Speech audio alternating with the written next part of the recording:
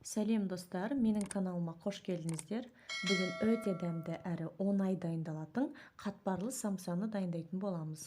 Ол үшін видеоны толық соңына дейін қараңыздар. Алдымен ұнға тұз қосылған суымызды құйып, қамыр илейміз. Қамырымызды жақсылап илеп, бетін жауып қоямыз. 5-10 минуттан кейін қамырымызды алып екіге бөлеміз.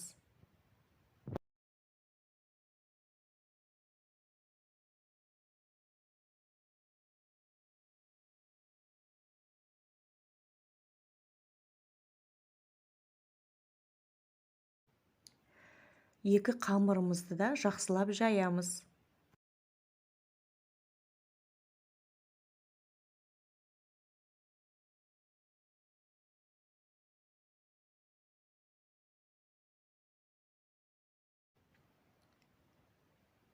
Қамырымыздың бетіне ерітілген майды толық жағып шығамыз.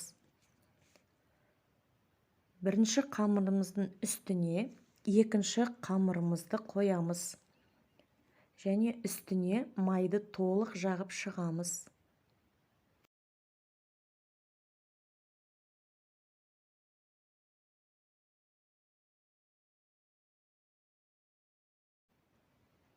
Енді қамырымызды рулет қылып ораймыз.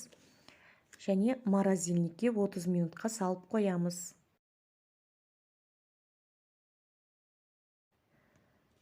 Қамырымыз дайын болғанша салмасын жасаймыз. Менде фарш, пияз және картоп бәрін ұсақтап тураймыз. Және тұз бұрышын қалауымызша саламыз.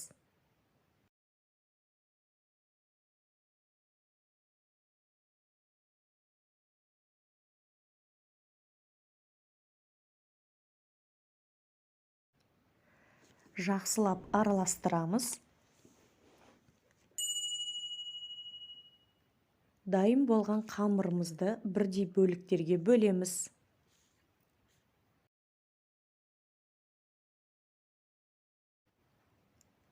Қамырымызды жайып, ішіне салмасын саламыз.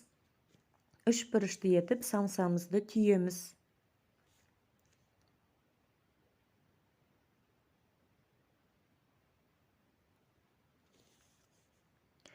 Енді самсамыздың бетіне жұмыртқамызды жағамыз және күнжіт себеміз. Қызып тұрған пешке 180 градуста 30-35 минут пісіреміз.